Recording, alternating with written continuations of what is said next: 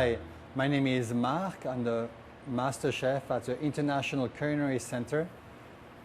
Today I'm in the events kitchen. I'm going to show you how to make waffles with a waffle maker.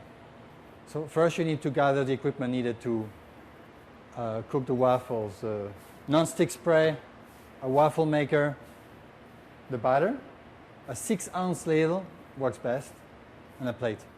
So make sure you preheat the waffle maker. This is a dual waffle maker. At least 10 to 15 minutes. This has been preheating, so it's ready to go.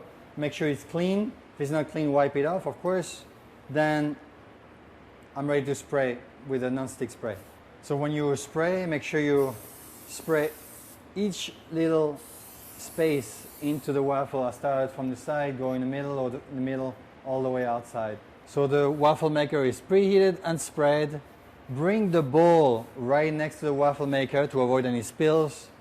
I dip my 6-ounce ladle into the mix and pour the waffle batter evenly.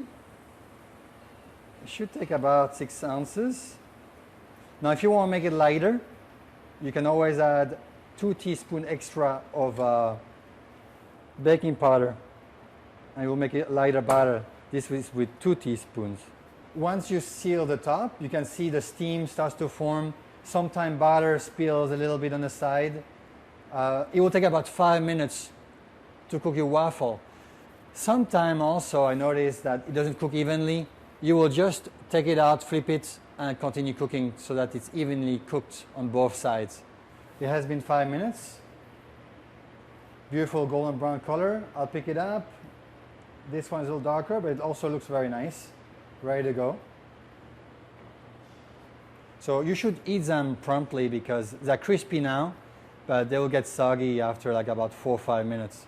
This has been Marc Bauer, and that's how you make waffles with a waffle iron.